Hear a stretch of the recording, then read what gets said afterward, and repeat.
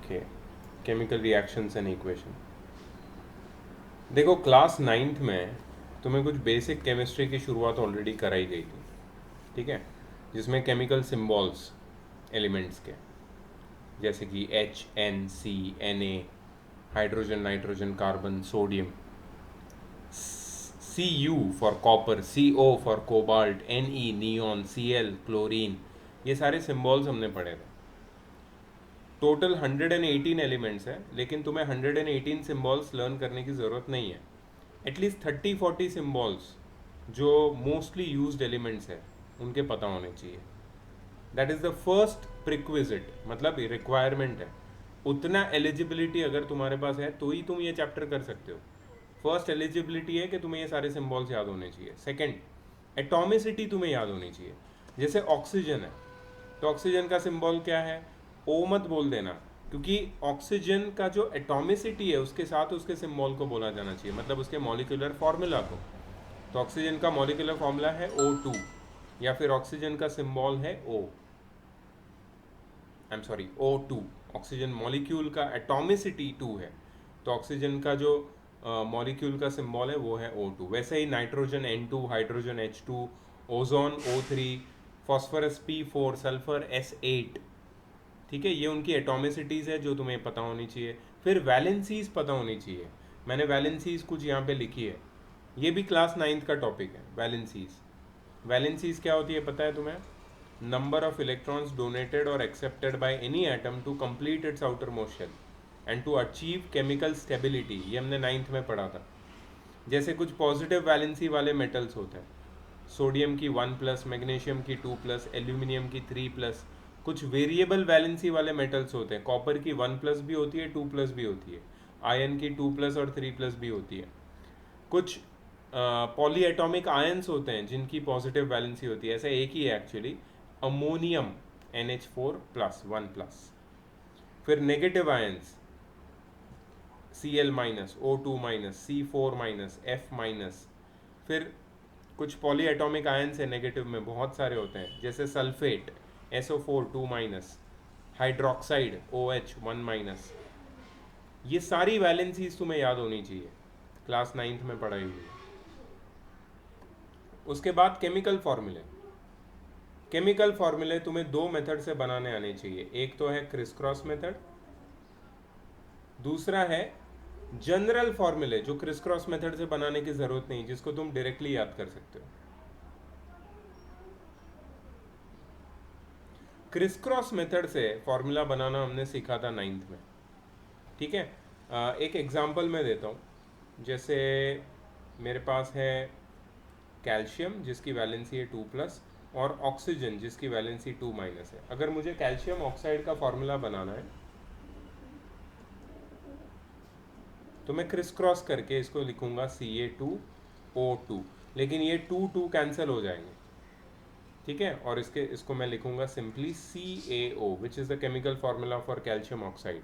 ये criss cross method है जो हमने 9th में पढ़ी थी।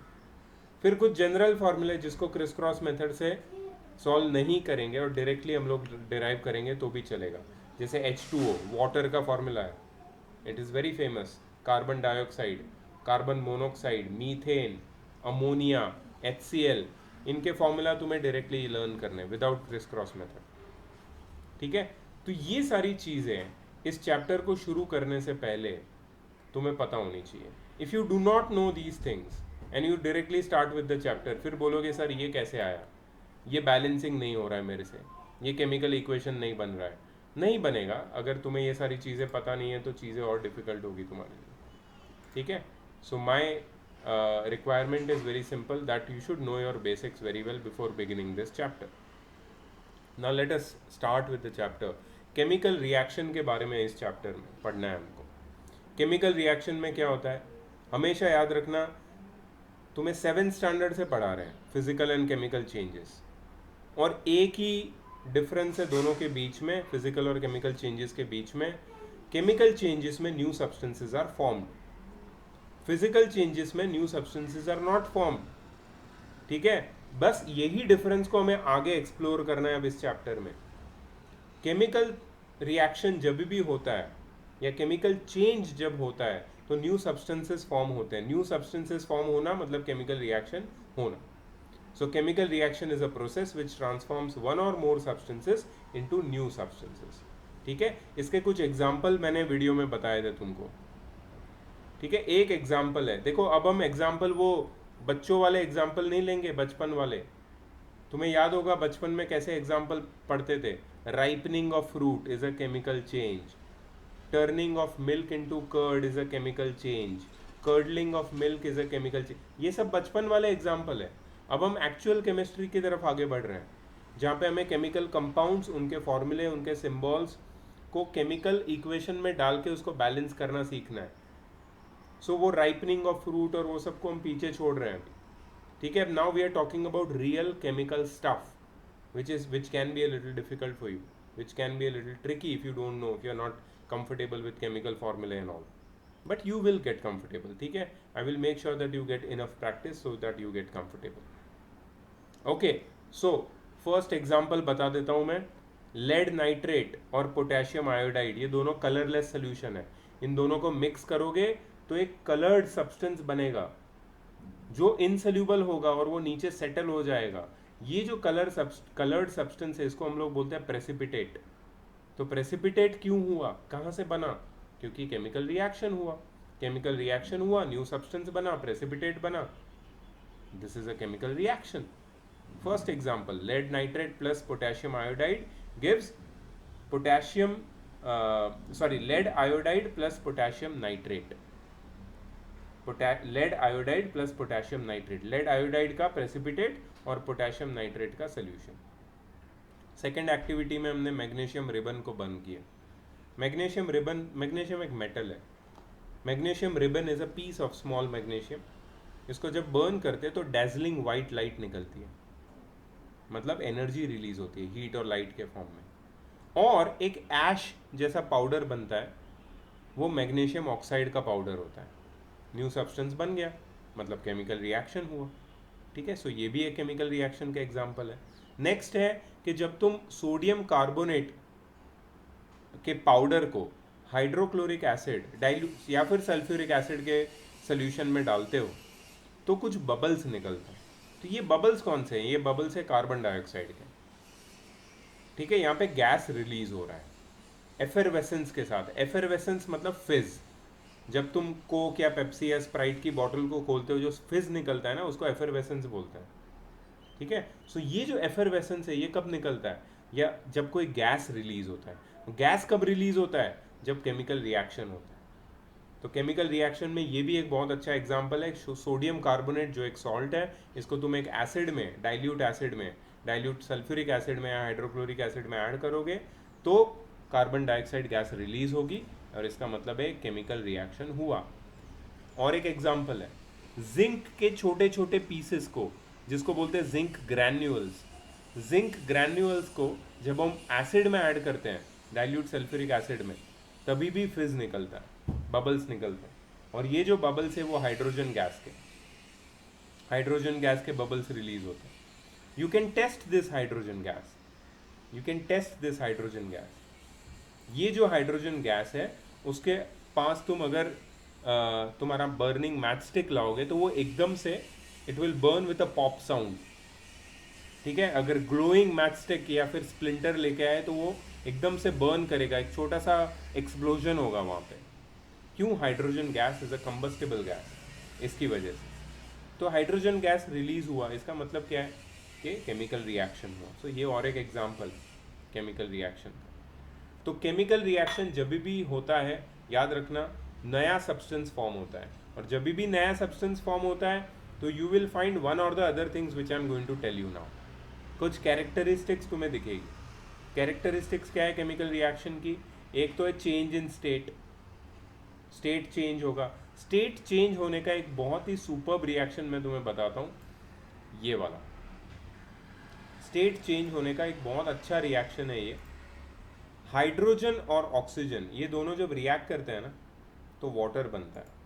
Hydrogen and oxygen they react to give you water. Hydrogen भी गैस है, ऑक्सीजन भी गैस है, लेकिन वाटर क्या है? लिक्विड। मतलब क्या है? केमिकल रिएक्शन हुआ, चेंज ऑफ स्टेट हुआ। तो केमिकल रिएक्शन में चेंज ऑफ स्टेट हो सकता है। जब एक कैंडल बर्न होती है तो तुम्हें क्या लगता है वो फिजिकल चेंज है? नहीं, वो फिजिकल चेंज नहीं है, वो केमिकल चेंज है। केमिकल चेंज इसलिए है क्योंकि जब कैंडल बर्न होता है ना, तो उसके अंदर के जो हाइड्रोकार्बन्स है, वो कुछ केमिकल्स होते हैं, वो बर्न होके हीट और लाइट प्रोड्यूस करते हैं, और कार्बन डाइऑक्साइड भी प्रोड्यूस होता है। तो बर्निंग ऑफ कैंडल में एक फिजिकल चेंज भी होता है, that is change of state. Wax melt होता है और सॉलिड वैक्स लिक्विड में कन्वर्ट होता है। ठीक है, तो केमिकल चेंज में चेंज ऑफ स्टेट होता है। So change of state is one of the, you can say, characteristics which is accompanied by, you can say, chemical change. So एक तो हो गया चेंज ऑफ स्टेट, दूसरा हो गया चेंज इन कलर। हमने अभी देखा था वो लेड आयोडाइड का प्रेसिपिटेट बना था। लेड आयोडाइड का जब प्रेसिपिटेट बना था, इनिशियली ये जो दो तुम्हारे रिएक्टेंट्स थे, लेड नाइट्रेट और पोटेशियम आयोडाइड के सोल्यूशन के, ये लेड नाइट्रेट और पोटेशियम आयोडाइड के सोल्यूशन कलरलेस थे।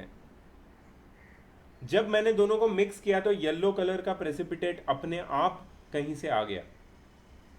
ठीक है, अब ये कलर, चेंज ऑफ कलर का एक बहुत अच्छा एग्जाम्पल है। पहले तो कलरलेस थे दोनों सोल्यूशन, अब ये येलो प्रेसिपिटेट बन गया। तो केमिकल रिएक्शन में चेंज ऑफ कलर भी होता है। इसके और भी एग्जाम्पल, तुम्हारा जो नेल होता है, आयन का नेल, एक्चुअली आयन का नेल मेटालिक ग्रे कलर का होता है, its colour is metallic grey. लेकिन जब उस पर रस्ट लग जाता है, रस्ट का कलर क्या होता है? Reddish brown. रस्ट का कलर होता है रेडिश ब्राउन। ठीक है, तो ये चेंज इन कलर क्यों हुआ? Because the ion got converted into rust which is ion, ferric oxide.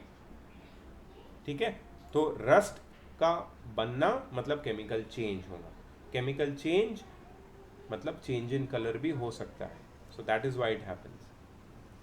Formation of precipitate, अभी हमने देखा फॉर्मेशन ऑफ प्रेसिपिटेट का एग्जांपल, बहुत सारे केमिकल रिएक्शंस में होता है ये, सिर्फ वो लेड आयोडाइड के केस में नहीं, लेकिन बहुत सारे केमिकल रिएक्शंस में।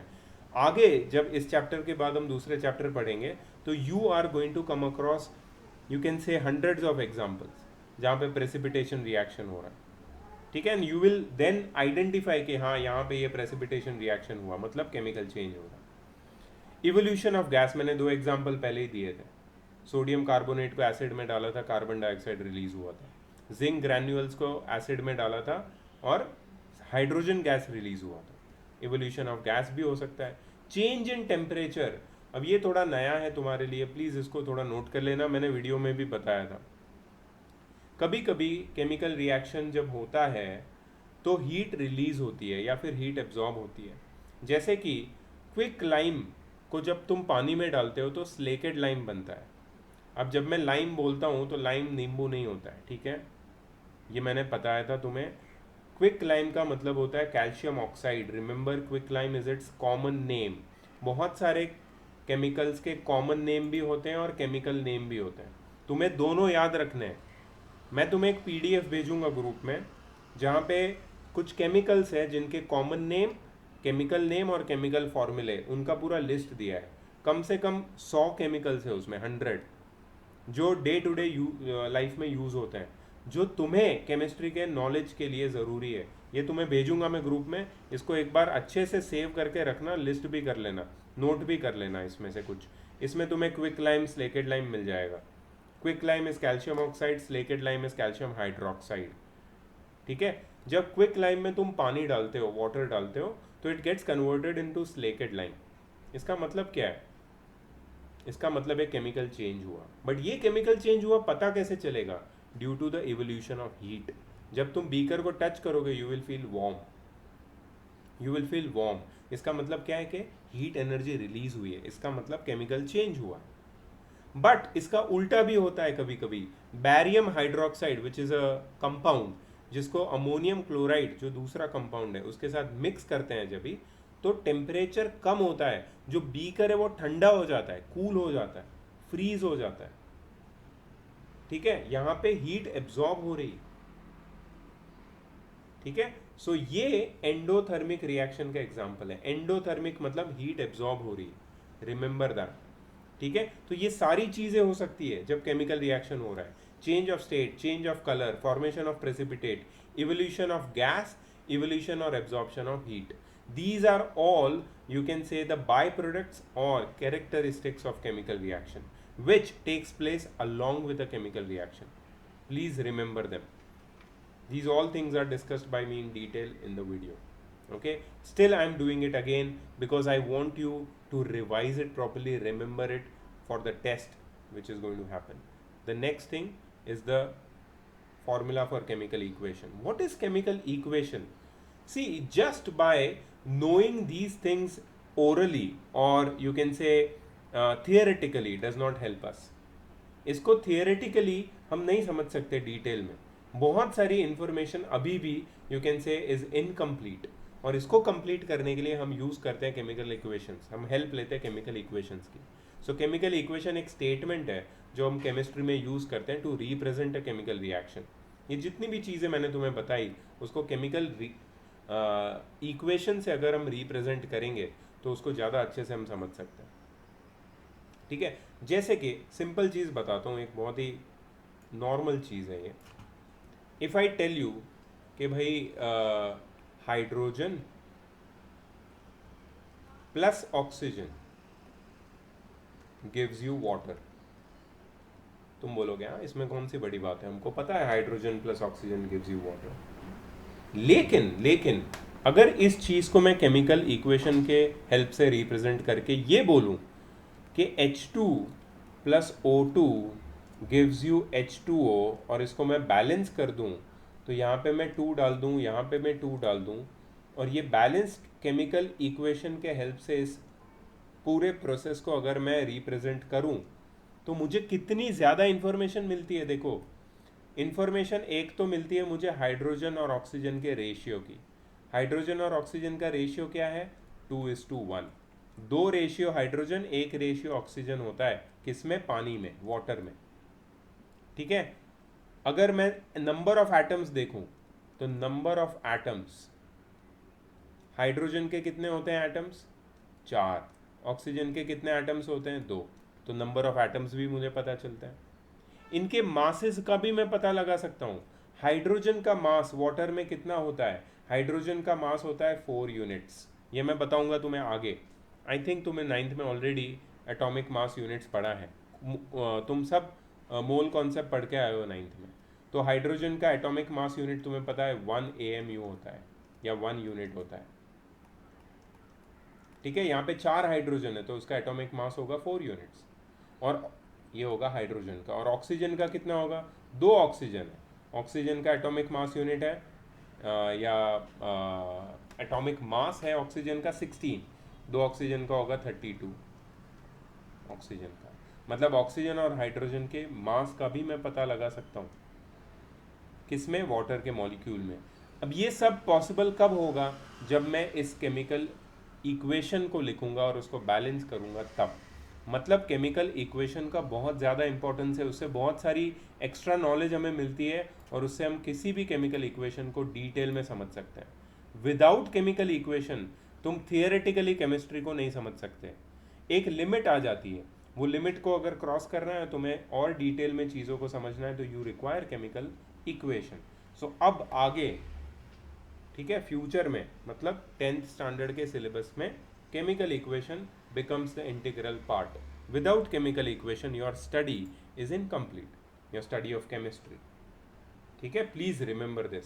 सो केमिकल इक्वेशन बाय डिफॉल्ट अब तुम्हारे सिलेबस का पार्ट बन चुके हैं. ठीक है, तो केमिकल इक्वेशन का डेफिनेशन क्या है? A short hand representation of chemical change in terms of symbols and फॉर्मूले. शॉर्ट हैंड मतलब short form. Representation of chemical change in terms of symbols, chemical symbols, जैसे Mg है, जैसे O2 है, and फॉर्मूले. MgO is a formula, chemical formula of the substances involve in it. तो कौन से सब्सटेंस इन्वॉल्व है?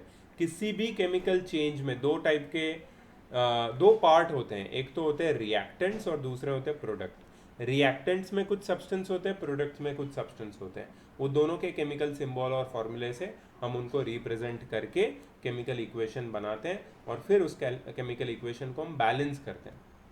तो अब मैं तुमसे पूछना चाहता हूँ कि सबसे पहला क्वेश्चन मेरा, लेट्स सी किसको जाता है. The first question goes to Gitika. Gitika, I cannot hear you. Louder, louder. No, cannot hear you. Now I can hear you. Keep the mic near your. Yeah. Tell me, what is an unbalanced chemical equation?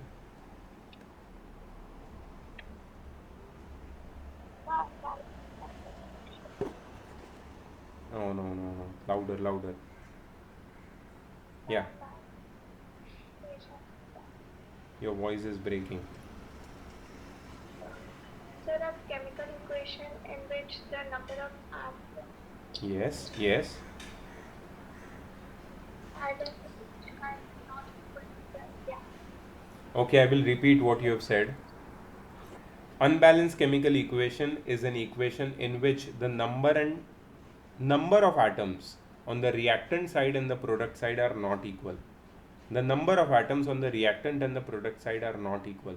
That kind of equation is known as unbalanced chemical equation or skeletal chemical equation. ठीक है?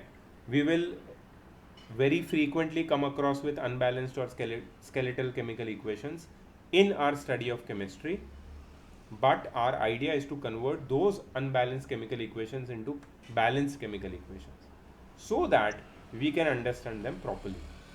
Also, the law of conservation of mass and energy is followed. ठीक है? Great. My next question goes to Keshar. Keshar, you there? Yes, sir. Yeah. What is a balanced chemical equation, Keshar? So the balanced chemical equations means in which the number of atoms present in LHS is equal to RHS, or the number of atoms present in the reactant side is equal to the product side. Very good. Number of atoms of each kind present in the reactant and the product side are equal. This kind of equation is known as balanced chemical equation. My next question goes to Arpita. Arpita, Yes, sir. why should a chemical equation be balanced?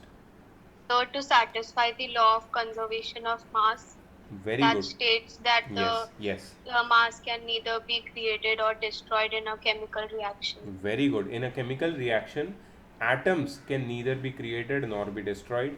Mass can neither be created nor be destroyed. So, in order to conserve the atoms or to conserve the mass or to follow the law of conservation of matter, we have to balance a chemical equation.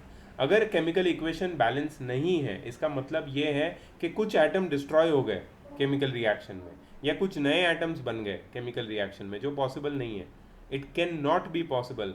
कोई भी chemical reaction में atoms create या destroy नहीं हो सकते. इसलिए हम हर एक chemical इक्वेशन को बैलेंस करते हैं और फिर ही हम आगे बढ़ते हैं. ठीक है? So that's a good one. Okay, let us take some examples.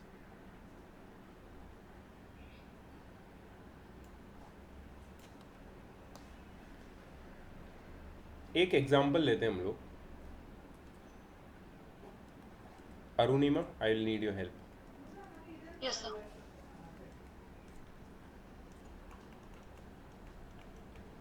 So I want to balance this equation. Fe plus Cl2 gives FeCl3. ठीक है? What should be the first step? क्या करूँ मैं इसको? Hit and trial से balance करेंगे. So, sir, we have to take out the valency of each. Like Fe is 1. We have to write the number of atoms of each kind of atoms in the reactant as well as product side. So in the reactant side I have Fe, one atom. How did I guess that there is only one atom? So I will check out in the subscript. इधर नीचे कोई number तो नहीं लिखा, and I will find whether any number is written in front of the element or not. यहाँ पे अगर कोई भी नंबर नहीं है दोनों में तो मैं 1 लिख दूंगा. अगर यहाँ पे कोई भी एक नंबर है, जैसे यहाँ पे Cl में नीचे 2 लिखा है, तो इसका मतलब क्या है? क्लोरीन कितने एटम्स है अपने पास? 2. On which side? On the reactant side. Correct. Now the same thing I have to do for the product side. This is the right hand side or the product side. So Fe. How many Fe atoms are there on ion atoms are there? One. Yeah, 1. But there is 3 over here. So ion 3 नहीं होगा? No, sir. या because this 3 is written in the subscript, इसको subscript बोलते हैं, of chlorine.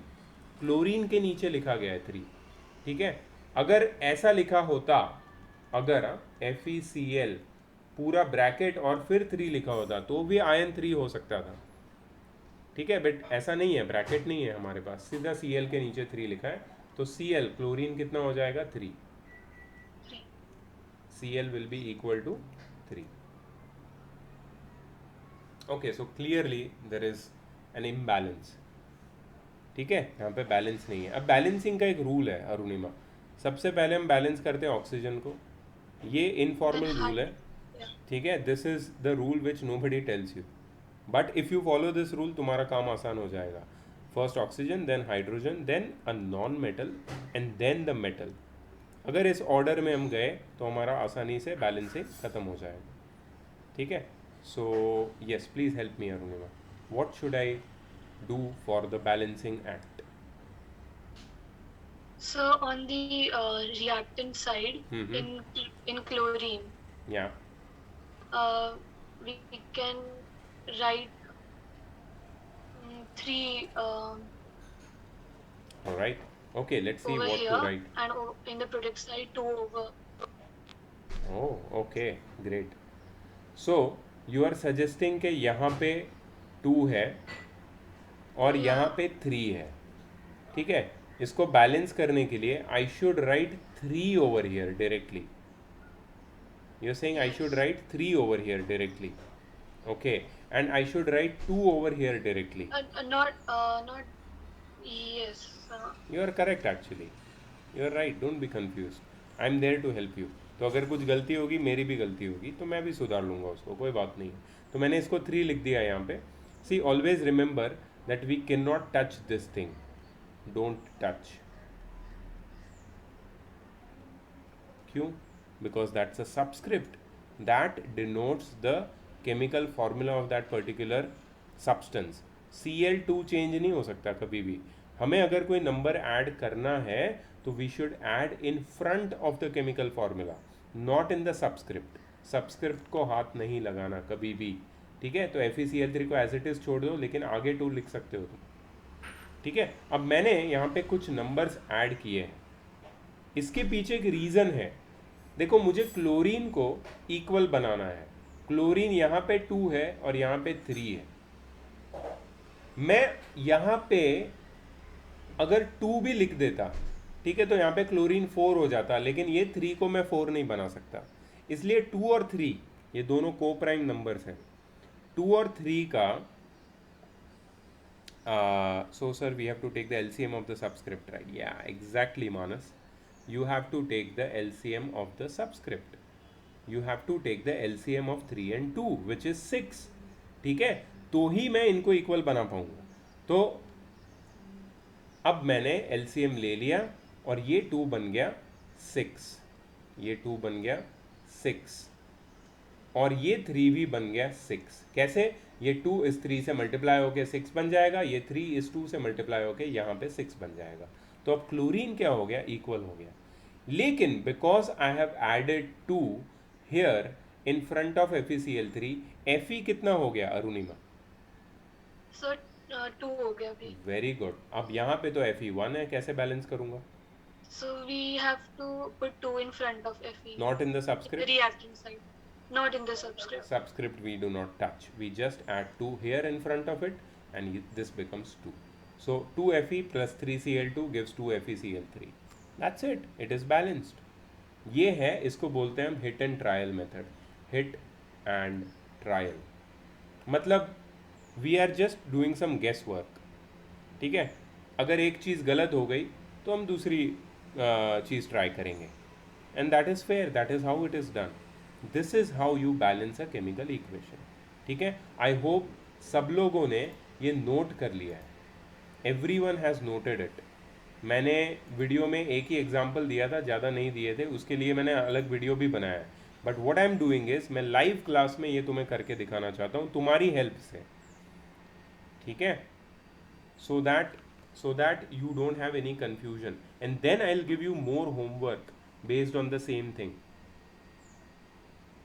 Right. Great.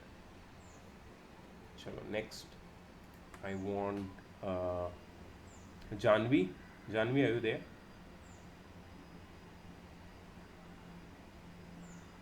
Janvi, देखो आप लोग cam of रखते हो तो मुझे समझ में नहीं आता है कि लेक्चर सुन रहे हो कि नहीं सुन रहे हो.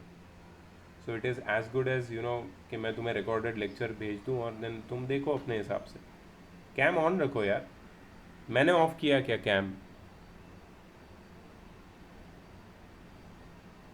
Janvi, are you there? If you do not answer I will have to remove you. Janvi,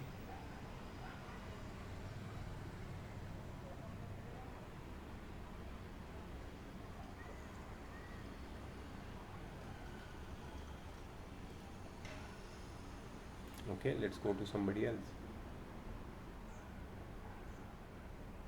Yes, Prince, you want to say something? No, sir, I want to answer. You want to try one balancing with me? Yes, sir. Okay, chalo, let's try. Prince.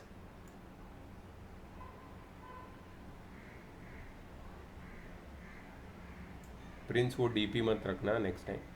झपाट ले लिया है ना? झपाट ले लिया का ही है ना वो? अरे वो तो बहुत पुराना मूवी है. मैं छोटा था स्कूल में तभी वो मूवी आया था. तेरे को कैसे पता वो movie? How do you know it?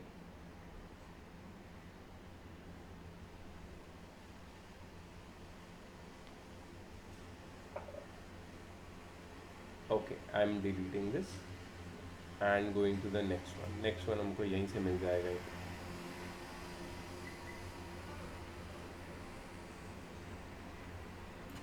Okay, Prince.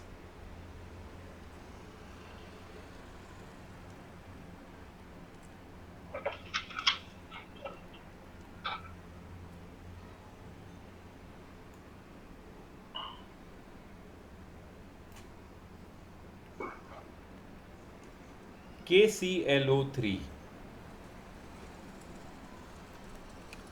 gives KCl plus O2.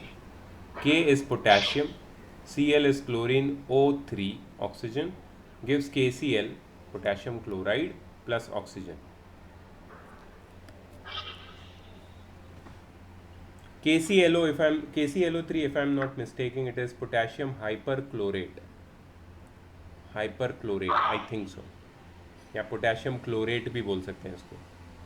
Potassium chlorate on heating gives potassium chloride plus oxygen. सबसे पहला स्टेप बताओ मुझे Prince. Sir we will count the. सबसे पहले वी विल लिस्ट पोटेशियम कितना है. सबसे पहले तो ऑक्सीजन, क्योंकि ऑक्सीजन को ही बैलेंस करना है ना अपने. ऑक्सीजन, फिर हाइड्रोजन नहीं है तो नॉन मेटल, और फिर मेटल. यहाँ भी लिख देंगे ऑक्सीजन, क्लोरीन, पोटेशियम. ठीक है. कितना ऑक्सीजन दिख रहा है तेरे को लेफ्ट हैंड साइड पे? Sir 3. Very good. Right hand side पे 2. क्लोरीन कितने दिख रहे हैं लेफ्ट हैंड साइड पे? 1. और राइट हैंड साइड पे 1. और पोटेशियम 1. राइट हैंड साइड पे 1. तो बैलेंस सिर्फ करना है अपने को ऑक्सीजन. ठीक है. चलो 3 और 2 आया है वापस.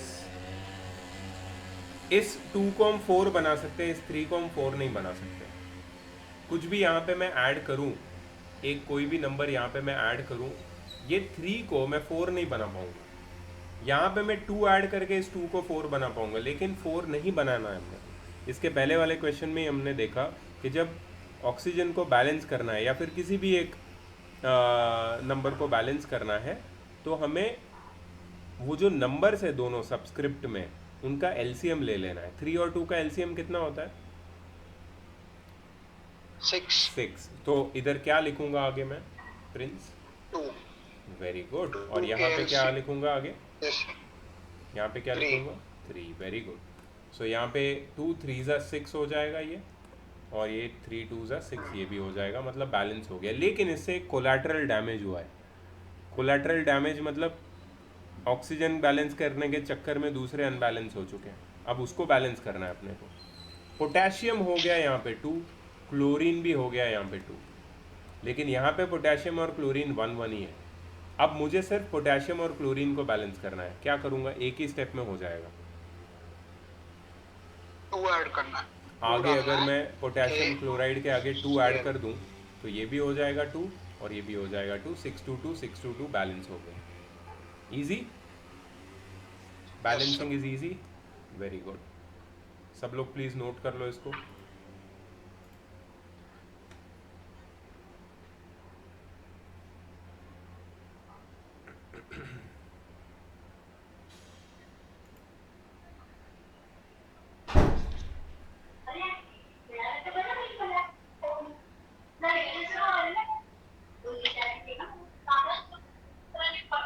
Excuse me, sir. Yes, Sir, can we skip the part where we write the number of atoms of every element or non-metal or whatever? no, you cannot skip that part. But I'll tell you sir, the our reason. mom Yeah. does it directly. Like she balances it directly. Okay, that is really strange. This chapter's name is Chemical Reactions and Equations. इसमें एक topic है, जब तुम्हें question आता है कि balance the following equation, if she is doing directly and allowing you तो करो, मुझे कोई प्रॉब्लम नहीं है, लेकिन मेरे हिसाब से तुम्हें पूरे स्टेप्स दिखाने पड़ेंगे, उसके ही मार्क्स मिलेंगे तुमको। डायरेक्टली करोगे तो how we will know that you have done the right way और नॉट। आगे जो भी चैप्टर्स है, acid bases and salts, metals and non metals, उसमें तुम डायरेक्टली कर सकते हो, उसमें कोई प्रॉब्लम नहीं है, उसमें तुम्हें ये सब दिखाने की ज़रूरत नहीं है। बट इस चैप्टर का टॉपिक ही बैलेंसिंग है, मतलब जहाँ पे जो टॉपिक है वो टॉपिक के मेथड को हमें we have to stick to it. तो हिट एंड ट्रायल मेथड तुम्हें दिखाना तो पड़ेगा।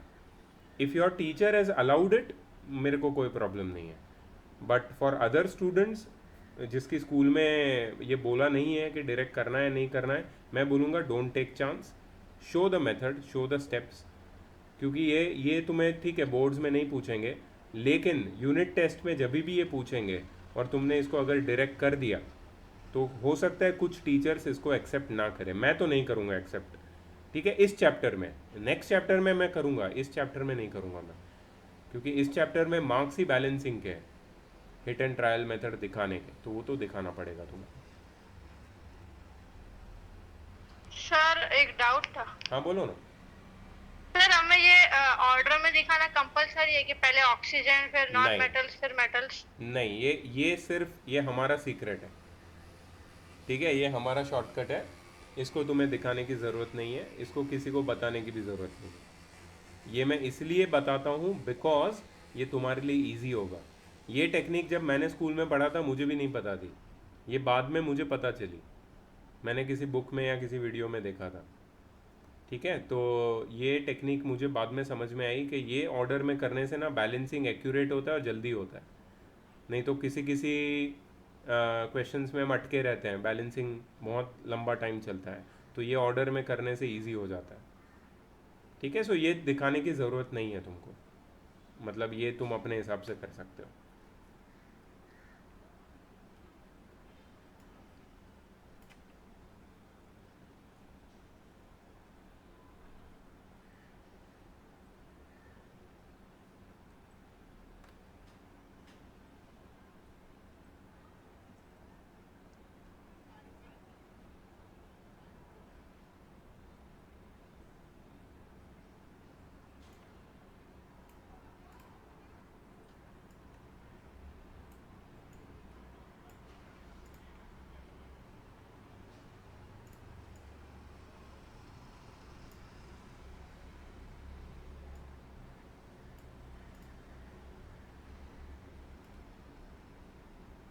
ओके, एक क्वेश्चन यहाँ से उठाते हैं।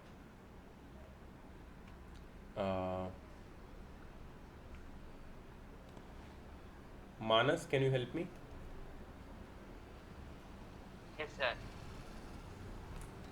Third question. Aqueous solution of sulfuric acid. Can you tell me the formula of aqueous solution of sulfuric acid?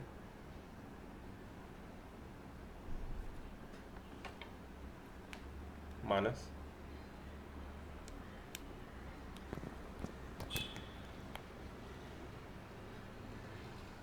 Aqueous solution of sulfuric acid. Can you tell me the formula?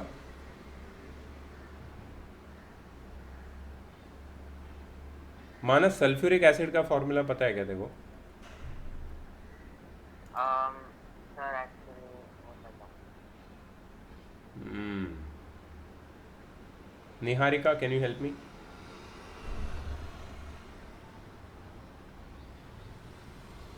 Niharika? Yes, sir, just a minute. Aqueous solution of sulphuric acid, sulphuric acid का formula?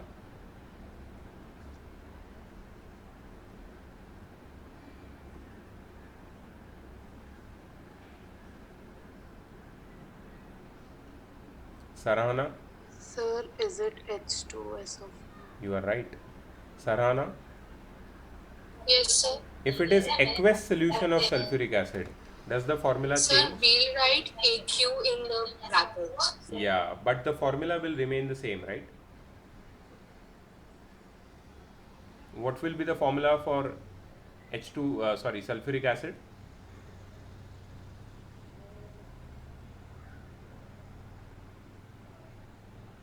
No, sir, I don't know.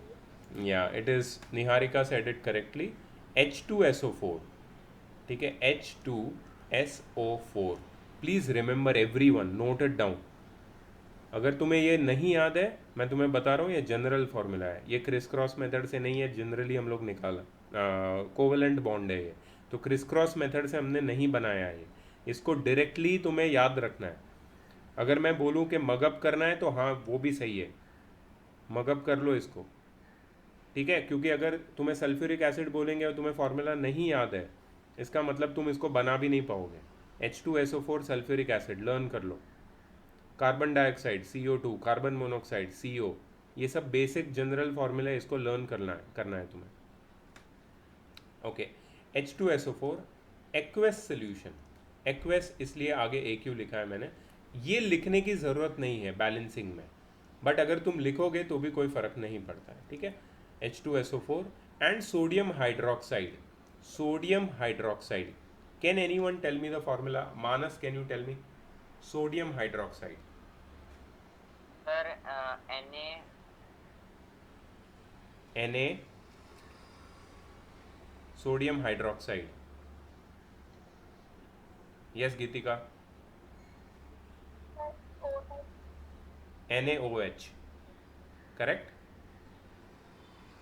NaOH, N capital, A small, O capital, H capital, NaOH. This is sodium hydroxide. Aqueous solution of sulfuric acid and sodium hydroxide react to form aqueous solution of, मतलब react, ये दोनों react करके क्या बनाते हैं? Aqueous solution of sodium sulfate. Can anyone tell me the formula for sodium sulfate? Somebody else? Sir Na2SO4. Na2SO4, very good. Sodium की valency है 1 plus, sulphate की वैलेंसी है SO4 2 माइनस. ये 2 यहाँ पे जाएगा, 1 यहाँ पे जाएगा. क्रिस क्रॉस मेथड 9th में हमने सीखा है. Na2SO4, 1 नहीं लिखते हम लोग, इसलिए यहाँ पे आएगा Na2SO4 sodium sulphate and water मतलब plus H2O. H2SO4 plus NaOH gives Na2SO4 plus H2O.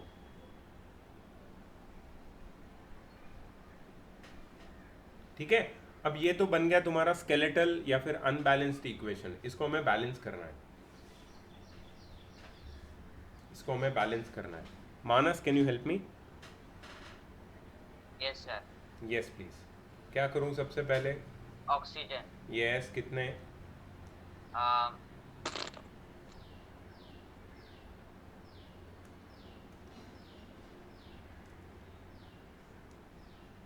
कितने ऑक्सीजन?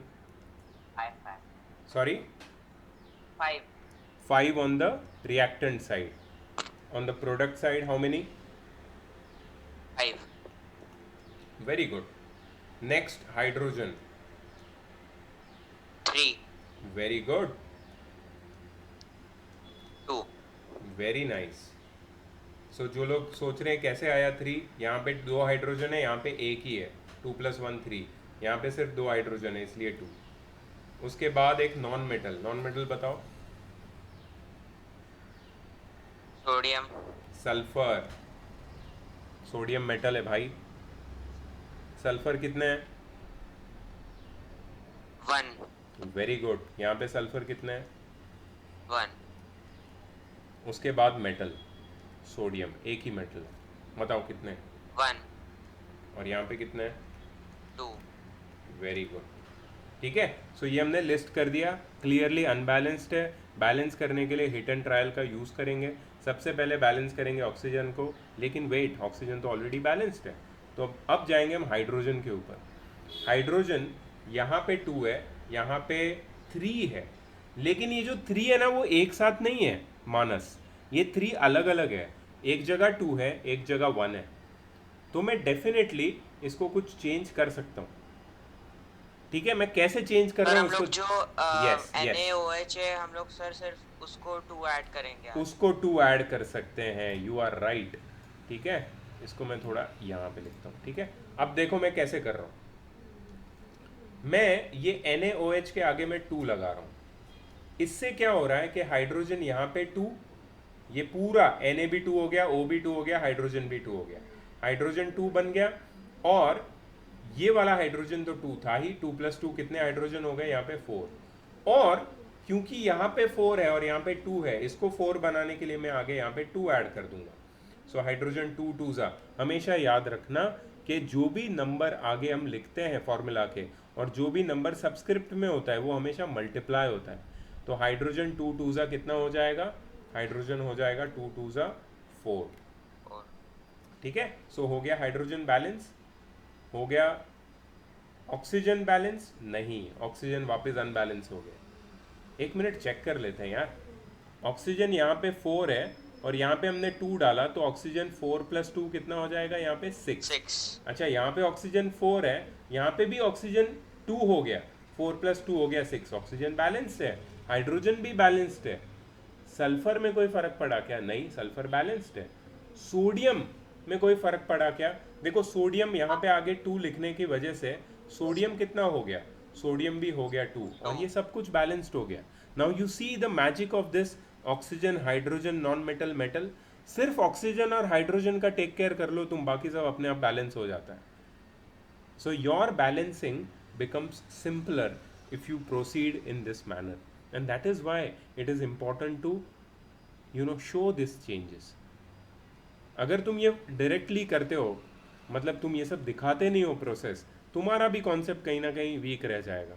अब आगे ऐसे ऐसे इक्वेशन आने वाले हैं चैप्टर 2 में, चैप्टर 3 में, कि जहाँ पे तुम्हें पूरा बैलेंस्ड इक्वेशन लर्न करने का कोई, it doesn't make any sense to learn the whole balanced equation.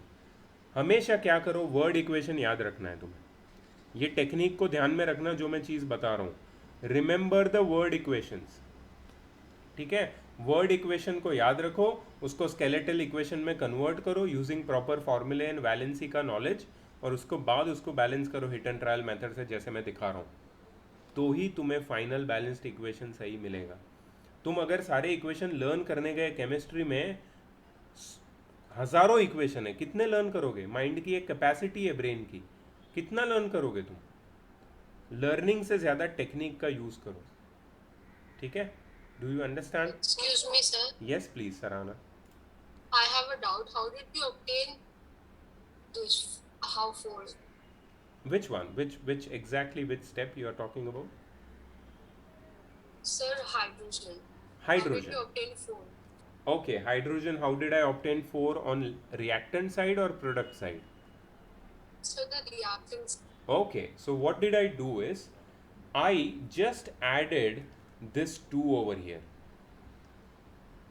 Okay, I added 2 over here. By adding this 2, ये जितने भी चीज़ें उसके बाद लिखी है सबके साथ 2 मल्टीप्लाई हो जाता है। मतलब सोडियम भी 2 हो गया, ऑक्सीजन भी 2 हो गया, हाइड्रोजन भी 2 हो गया। अब हाइड्रोजन यहाँ पे 2 है और यहाँ पे ऑलरेडी 2 है। यू सी दिस H2SO4 का ये वाला part. So this 2 hydrogen and this 2 hydrogen total gets you 4 hydrogen. Now you see that. But यहाँ पे हाइड्रोजन सिर्फ 2 था, तो इसको 4 बनाने के लिए सराहना, इसको 4 बनाने के लिए मैंने क्या किया, आगे एक 2 मल्टीप्लाई कर दिया, मतलब ऐड कर दिया, तो 2 2 ये भी हो गया 4 और हो गया बैलेंस. ठीक है, उसके साथ साथ जो दूसरे अनबैलेंस चीज़ें थे वो भी बैलेंस हो गए, and then it was just by adding this to everything got balanced. Sir, so we have to balance non-metal first. Oxygen first. Oxygen is a non-metal, hydrogen is a non-metal, but oxygen first, then hydrogen, then non-metal except oxygen and hydrogen, and then the metal. ठीक है? Okay. अब मैं तुमसे पूछ रहा हूँ, sorry मैं तुमसे पूछ नहीं रहा हूँ, मैं तुमसे बता रहा हूँ. You have to now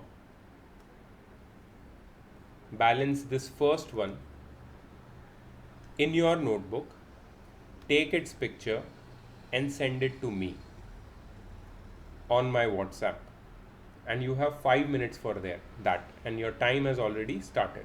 The first one, zinc metal reacts with aqueous hydrochloric acid to produce solution of zinc chloride and hydrogen gas. चलो देखते हैं कितने लोगों को ये करेक्ट आता है.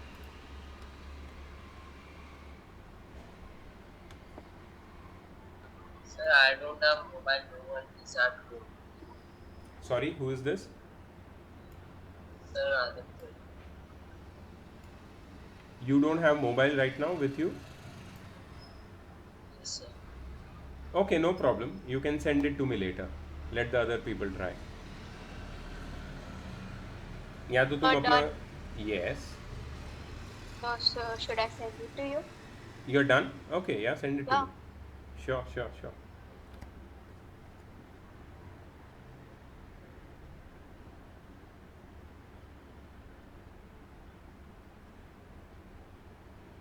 You have shown the steps, right?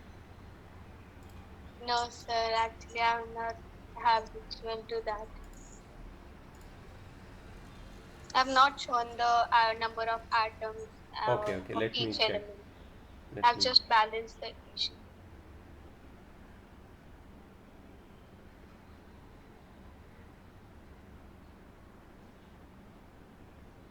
It is not right. It is incorrect. गलती है इसमें. I am checking it right now on my screen, and there is a mistake. I know what is the mistake also. I'll tell you. तेरा zinc chloride का formula गलत है.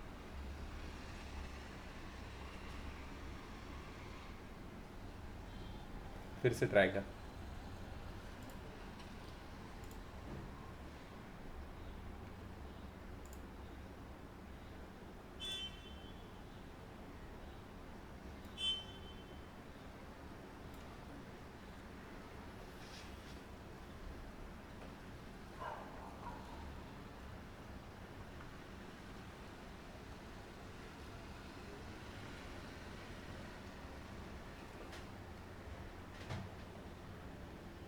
So I have sent it to you.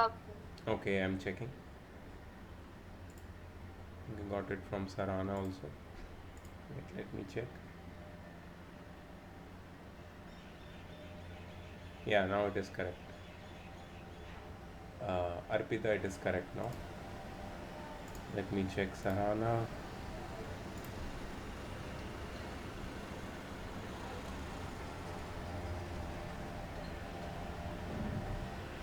Correct. Very good, Sarana. Sir, I have sent it to you in 2 pages. Okay. Checking everyone. Arunima, it is correct. Very good.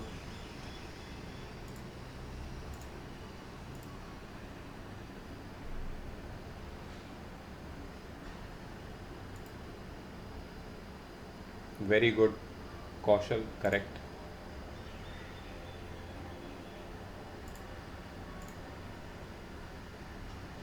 Very good, Gitika, correct.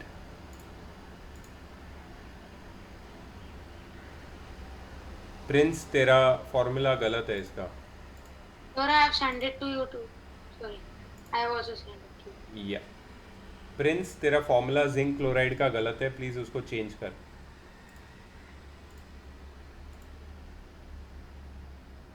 Akshat, your answer is correct. Very good. Sir, I was. Thank you, sir. Yes, Manas. It is correct, Manas. Very good.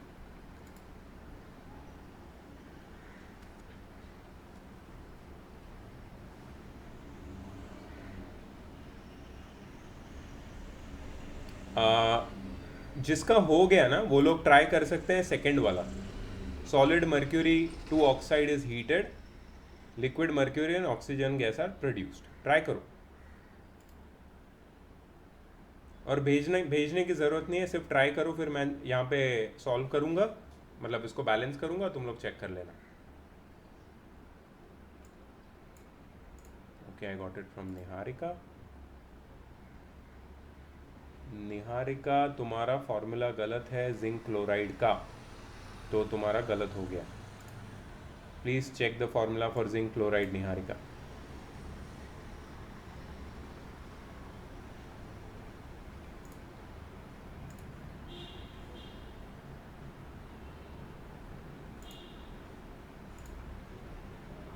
Keshar, your formula for zinc chloride is wrong.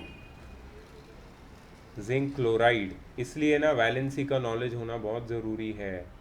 Class 9th में valency पढ़ा है हमने. Zinc का valency कितना है, chlorine का कितना है, क्रिस क्रॉस करके जिंक क्लोराइड निकालो फॉर्मूला. फिर से करो बैलेंसिंग. केशर गलत है, निहारिका गलत है, फिर से करो ट्राई. प्रिंस, निहारिका, केशर, फिर से ट्राई करेंगे. सर सेकंड वाला सेंड करने की जरूरत है? नहीं, तुम रख सकते हो अपने पास. मैं सॉल्व करके तुम्हें दिखाऊंगा उसका बैलेंस फॉर्म. ठीक है, तब तक बाकी लोग मुझे भेज दें तो हो जाएगा.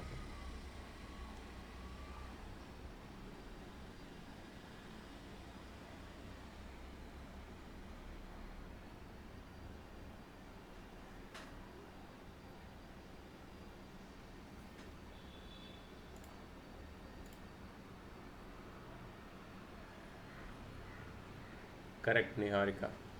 ZnCl2, you're right.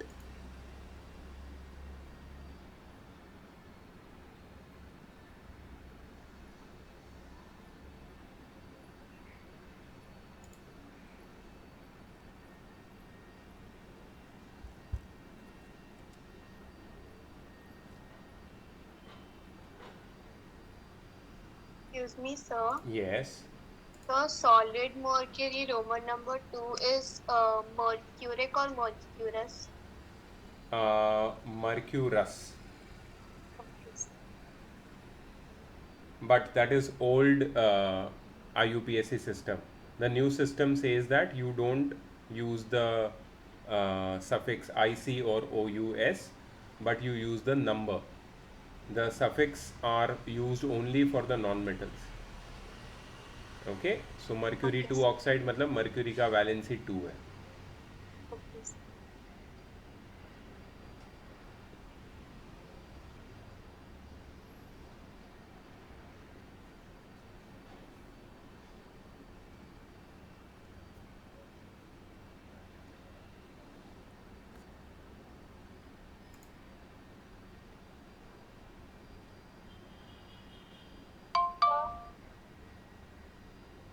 Sir, in the second question, the heat will be written Heat will be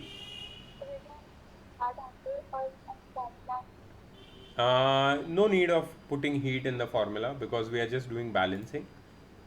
But what you have shown me, what you have written, it's correct.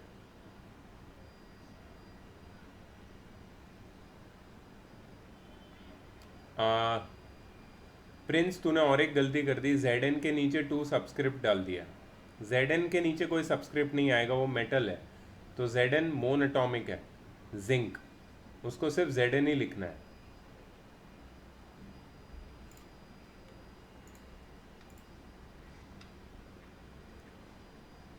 Nitish, it is wrong. तूने कुछ गलतियां की है यार काफ़ी. मैं तेरे को करके दिखाता हूँ. Correct. Keshar it is wrong again. तूने H में सिर्फ H लिखा है, उसको H2 लिखना है बेटा. सबस्क्रिप्ट आएगा. हाइड्रोजन का सिंबल होता है H2. H या 2H नहीं लिखना है उसको. बाकी सब ठीक है, सिर्फ H की जगह H2 लिख दे. Sorry, sir, by mistake. या no problem.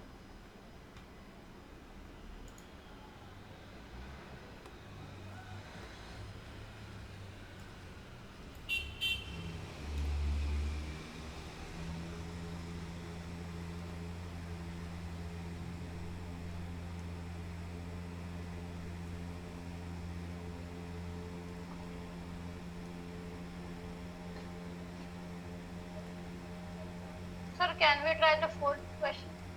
Fourth option. Sorry. Sir, can we try the fourth option? Yeah, you can. Of course you can.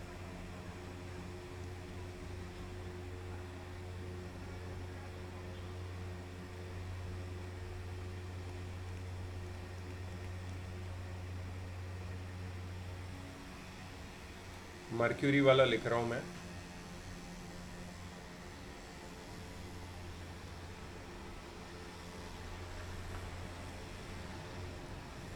Excuse me, sir. Yes. Can I ask a doubt about Yeah. the fourth question? Yes, I please. mean the fourth. So, do we have to write chlorine as a catalyst, or do we have to write it in the reactant? It is a reactant. But it mentions that it burns in chlorine gas. Yeah. And then it forms a compound which contains chlorine. Means chlorine is getting added. Okay, Yep. thank you. Yes. Okay, I will solve for you. I'll solve for you, Gitika. You check it. First, I'm solving the second one. Please check, everyone. HgO, mercury oxide, mercury 2 oxide, HgO is heated. Liquid mercury, Hg and oxygen are produced. यहाँ पे oxygen 2 है, ठीक है, और मुझे यहाँ पे oxygen 2 बनाना है. तो what I am going to do, I am going to add 2 over here, और मर्क्यूरी 2 हो जाता है तो यहाँ पे मैं 2 ऐड कर दूंगा. So this is the answer of the second one. The fourth one का आंसर क्या होगा, let me tell you. Phosphorus burns in chlorine. Phosphorus is P4. It burns in chlorine, Cl2. याद रखो phosphorus का atomicity P4 है, 4 है उसका atomicity, तो P4 लिखना है. It gives phosphorus pentachloride, PCl5. phosphorus pentachloride का फॉर्मूला है PCl5. PCl5, ठीक है. अब इसको बैलेंस करना है. यहाँ पे phosphorus 4 है, यहाँ पे 1 है, तो मैं यहाँ पे 4 ऐड कर दूंगा. यहाँ पे क्लोरीन हो जाएगा 4 5 20, यहाँ पे 2 है, इधर 10 ऐड कर दूंगा, तो ये हो जाएगा इसका answer. P4 plus 10 Cl2 gives 4 PCl5. 4P4 नहीं, 4P4 नहीं Niharika, only P4 plus 10 Cl2 gives 4 PCl5.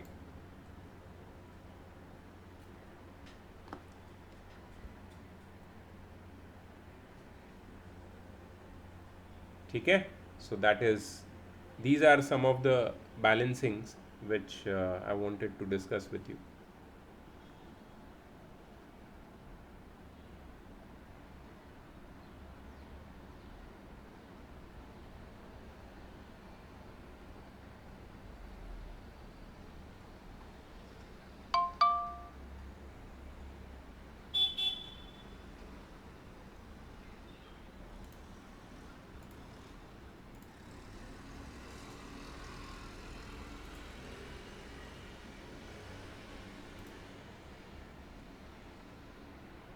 Atharva, जब तुम मुझे भेजते हो ना, मुझे प्रॉपर स्टेप्स के साथ भेजो.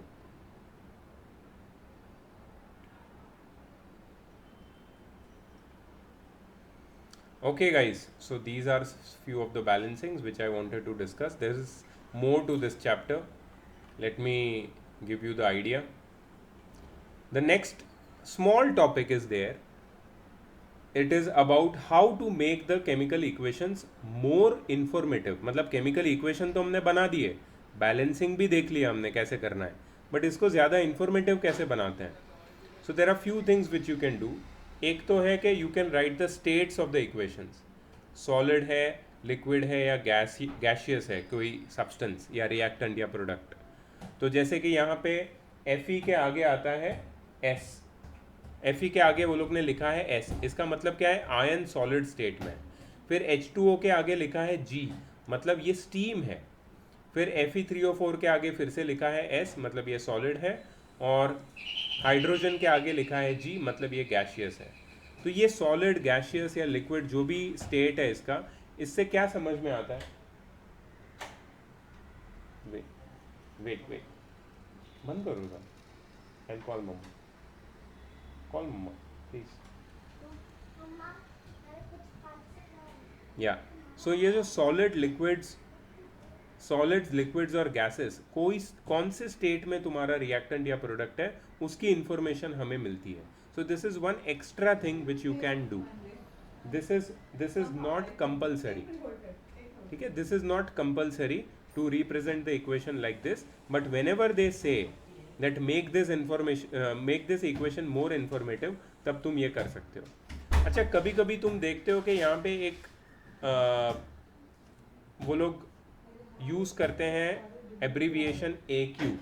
AQ का मतलब है aqueous solution. Aqueous solution means Solution in water. In water. solution in water। Solution in water मतलब यहाँ पे जो सल्फ्यूरिक एसिड है उसको हमने वाटर में ऐड करके उसको डाइल्यूट करके हमने यहाँ पे यूज़ किया है। कभी कभी वो लोग यूज़ करते हैं कॉन्सेंट्रेशन के लिए DIL या फिर CONC। DIL मतलब डाइल्यूट, CONC मतलब कॉन्सेंट्रेटेड। डाइल्यूट मतलब जिसमें कम वाटर है, वाटर का क्वांटिटी जिसमें ज़्यादा है, दैट इज़ डाइल्यूट। और कॉन्सेंट्रेटेड में वाटर का क्वांटिटी कम है। बट एक ही लिमिटेशन है इसमें, कोई भी सब्सटेंस या कोई भी केमिकल कितना डाइल्यूट है या कितना कॉन्सेंट्रेटेड है ये नहीं समझ में आता है। सिर्फ हम लोग उसको डाइल्यूट या कॉन्सेंट्रेटेड बता सकते हैं, ज़्यादा कुछ भी नहीं बोल सकते। अच्छा, यहाँ पे और एक चीज़ है,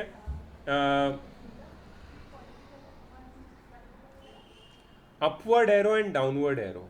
अपवर्ड एरो मतलब गैस रिलीज हुआ है, और डाउनवर्ड एरो मतलब प्रेसिपिटेट फॉर्म हुआ है। अपवर्ड एरो मतलब कोई गैस इवॉल्व हुआ है, और डाउनवर्ड एरो मतलब प्रेसिपिटेट सेटल डाउन हुआ है। ठीक है, तो अपवर्ड और डाउनवर्ड एरो भी हम बता सकते हैं। जैसे यहाँ पे हाइड्रोजन गैस रिलीज हो रहा है तो अपवर्ड एरो, और यहाँ पे लेड आयोडाइड का जो येलो प्रेसिपिटेट बना था तो डाउनवर्ड एरो। कभी कभी प्रेसिपिटेट के साथ हम लोग ऐसे PPT भी लिखते हैं।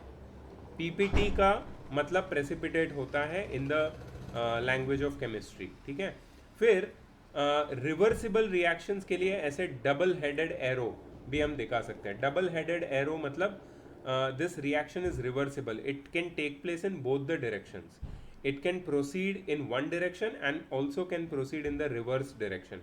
जैसे अमोनिया और हाइड्रोजन, ये दोनों नाइट्रोजन प्लस हाइड्रोजन ये दोनों रिएक्ट करके अमोनिया बनाते हैं, और अमोनिया डीकम्पोज होके फिर से हाइड्रोजन और नाइट्रोजन बन सकता है।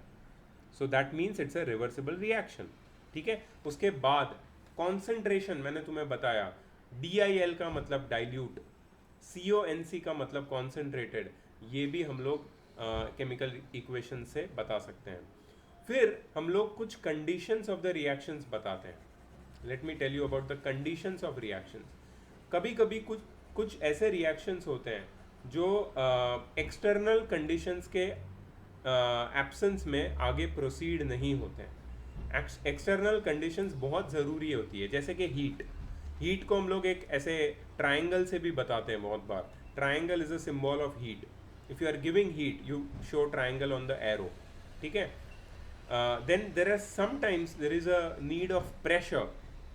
ठीक है, ATM मतलब एटमॉस्फेरिक प्रेशर, 340 एटमॉस्फेरिक प्रेशर पे ये रिएक्शन प्रोसीड करता है। Without pressure the reaction will not proceed. कभी कभी कोई कैटलिस्ट का काम आता है, कैटलिस्ट। सो कैटलिस्ट क्या है? Catalyst is a substance which alters the rate of reaction, मतलब ये रिएक्शन को फास्टर या स्लोअर कर सकता है without taking part in the chemical reaction. So catalyst एक सिर्फ आउटसाइड सपोर्ट होता है जो किसी रिएक्शन को स्लोअर या फास्टर कर सकता है without changing the rate, without taking part in the reaction. तो जैसे कि तुम्हारा फोटोसिंथेसिस है, उसमें सनलाइट और क्लोरोफिल ये दोनों कैटलिस्ट का काम करते हैं। सनलाइट बेसिकली एनर्जी है और क्लोरोफिल एक कैटलिस्ट है। वो कैटलिस्ट इस रिएक्शन को क्विकली प्रोसीड करने के लिए हेल्प करता है। ठीक है, अब ये कैटलिस्ट के बारे में तुम्हें थोड़ी एक्स्ट्रा इन्फॉर्मेशन दे रहा हूँ, जनरली ये टेक्स्ट बुक में होती नहीं है। Catalyst are of two types, एक होता है प्रमोटर और एक होता है इनहिबिटर। ठीक है, प्रमोटर रिएक्शन को फास्टर बनाता है, प्रमोटर की हेल्प से रिएक्शन फास्टर हो जाता है, इसको नोट कर लेना please. Promoter makes the reaction faster and inhibitor slows down the reaction. Inhibitor reaction को स्लो डाउन कर देता है। प्रमोटर रिएक्शन को फास्टर बनाता है, इनहिबिटर रिएक्शन को स्लो डाउन कर देता है। और ये दोनों की किसी किसी रिएक्शन में ज़रूरत पड़ती है। कुछ कैटलिस्ट प्रमोटर का काम करते हैं, कुछ कैटलिस्ट इनहिबिटर का काम करते हैं। कैटलिस्ट एक नहीं होता, बहुत सारे कैटलिस्ट है। कुछ कैटलिस्ट का मैं नाम बताता हूँ। कार्बन एक कैटलिस्ट हो सकता है, प्लैटिनम एक कैटलिस्ट होता है, पैलेडियम एक कैटलिस्ट होता है।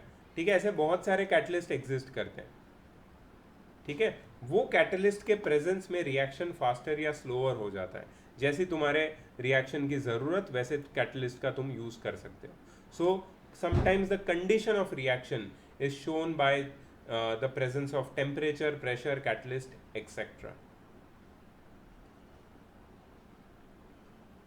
उसके बाद हीट एनर्जी में जो चेंजेस है उसको भी तुम दिखा सकते हो। जैसे मुझे गीतिका ने बताया था कि हीट लिखना ज़रूरी है क्या नहीं है, तो लिख सकते हो तुम, but this is only considered to be extra information. इसको सिर्फ तुम एक एक्स्ट्रा इन्फॉर्मेशन मान सकते हो। ठीक है, ये एक एक्स्ट्रा इन्फॉर्मेशन है। जैसे किसी किसी रिएक्शन में हीट रिलीज होती है, इसको हम एक्सोथर्मिक रिएक्शन बोलते हैं, तो उसमें प्लस हीट ऐसा हम दिखाते हैं। किसी किसी रिएक्शन में हीट एब्जॉर्ब होती है, उसको हम लोग बोलते हैं एंडोथर्मिक रिएक्शन, इसमें माइनस हीट हम लोग लिख सकते हैं। Excuse me, sir. Yes, please. In endothermic reactions, we write heat in the left-hand side, right? Yeah, we write heat in the left-hand side, or we write here as minus heat. That means heat is absorbed. कभी कभी ऐसा भी लिखते हैं। तो ये दोनों तरीके सही है। किसी किसी बुक में लेफ्ट साइड पे लिखते हैं, किसी में राइट साइड पे लिखते हैं। लेकिन हीट जब माइनस हो रही है, मतलब एक्स्ट्रा हीट जब प्रोड्यूस नहीं हो रही है, तो वो एंडोथर्मिक रिएक्शन होता है। सो एक्सोथर्मिक रिएक्शन के एग्जांपल देखो यहाँ पे। बर्निंग ऑफ कोल बर्न होता है, हमको भी पता है केमिकल रिएक्शन है, क्योंकि उससे कार्बन डाइऑक्साइड प्रोड्यूस होता है, न्यू सब्सटेंस फॉर्म हो रहा है, प्लस साथ में हीट भी प्रोड्यूस हो रही है। कोल बर्न होने से हीट प्रोड्यूस होती है, इसका मतलब ये एक्सोथर्मिक रिएक्शन है। Formation of water from hydrogen and oxygen, exothermic. Formation of hydrochloric acid by the combination of hydrogen and chlorine, it's a exothermic reaction. Burning of methane, तुम्हारा जो CNG है, natural gas है, उसमें mostly methane होता है। Methane का burn होना मतलब एक्सोथर्मिक रिएक्शन। ठीक है, decomposition of vegetable matter into compost, exothermic reaction. Respiration, remember very important, biology आ गई यहाँ पे। Respiration is an exothermic reaction. Respiration exothermic reaction क्यों है? क्योंकि रेस्पिरेशन में जो तुम्हारा ग्लूकोज है फूड से जो तुम लेते हो, वो यूटिलाइज होता है, ब्रेकअप होता है into carbon dioxide and energy release होती है, जो तुम्हारे बॉडी के ऑर्गन्स और तुम्हारे बॉडी के मूवमेंट के लिए तुम यूटिलाइज करते हो। ठीक है, so respiration is also exothermic reaction. Endothermic reaction के एग्जाम्पल देखो। नाइट्रोजन और ऑक्सीजन मिलके जब नाइट्रिक ऑक्साइड बनाते हैं NO, तो उसमें हीट एब्जॉर्ब होती है, ये एक एंडोथर्मिक रिएक्शन है। डीकम्पोजिशन ऑफ अमोनिया ब्रेकअप होके नाइट्रोजन और हाइड्रोजन में कन्वर्ट होता है, एंडोथर्मिक रिएक्शन, हीट एब्जॉर्ब होती है। Decomposition of water, heat absorb होती है। डीकम्पोजिशन ऑफ कैल्शियम कार्बोनेट का दूसरा नाम है लाइमस्टोन का मतलब होता है मार्बल को जब तुम हीट करोगे ना, तो तुम्हें मिलेगा calcium oxide plus carbon dioxide. Calcium oxide मैंने तुम्हें बताया था क्विक लाइन, ठीक है, उसमें भी हीट एब्जॉर्ब होती है। So these are all endothermic reactions, ठीक है। So that is the conclusion of your first part. यहाँ पे फर्स्ट पार्ट में हमने क्या क्या पढ़ा? फर्स्ट पार्ट में we understood about chemical reaction क्या होता है, न्यू सब्सटेंस फॉर्म होता है तभी केमिकल रिएक्शन होता है। साथ साथ में कुछ कैरेक्टरिस्टिक्स भी हमने पढ़ी कि change in colour, change in state, evolution of gas, formation of precipitate, evolution of heat energy और लाइट एनर्जी, ये सब केमिकल रिएक्शन के साथ साथ होता ही है। एग्जाम्पल्स पढ़े हमने बहुत सारे केमिकल रिएक्शन के। फिर हमने केमिकल इक्वेशन को बैलेंस किया, बैलेंस क्यों करना चाहिए वो भी हमने देखा, बैलेंस करने के टेक्निक देखे हमने, ठीक है। उसके बाद मैंने बताया कैसे इंफॉर्मेटिव बना सकते हैं हम केमिकल इक्वेशन को, और उसके बाद एक्सोथर्मिक और एंडोथर्मिक के बारे में इंफॉर्मेशन दिया। So this is the whole first part of the chapter. इसका जो एक्सरसाइज है वो मैं तुम्हें भेजूंगा तुम्हारी प्रैक्टिस के लिए, ठीक है। दूसरी चीज़ याद रखो, इस फ्राइडे को तुम्हारी टेस्ट फ्राइडे ही होती है ना जनरली, फ्राइडे को फिजिक्स चैप्टर 1 की टेस्ट ले रहा हूँ, पूरा चैप्टर, ठीक है। और मैंने जो तुम्हें लास्ट टाइम होमवर्क दिया था उसका मैंने तुम्हें सॉल्यूशंस भेजे, तो तुम्हें किसी भी क्वेश्चन में कोई अगर डाउट है प्लीज़ उसको रेफ़र करो वो सॉल्यूशंस को, और जहाँ पे तुम्हें डाउट है प्लीज़ उसको साइड में निकालो। कल का दिन, कल हम लोग मैथ्स करने वाले हैं। मैथ्स में कौन सा चैप्टर शुरू करना है? Sir 2 Sir, second chapter. Second chapter, okay. तो Polynomials. बाल भारती, एपीजे दोनों सेकेंड चैप्टर बोल रहे हैं। Sarana, which school are you studying in?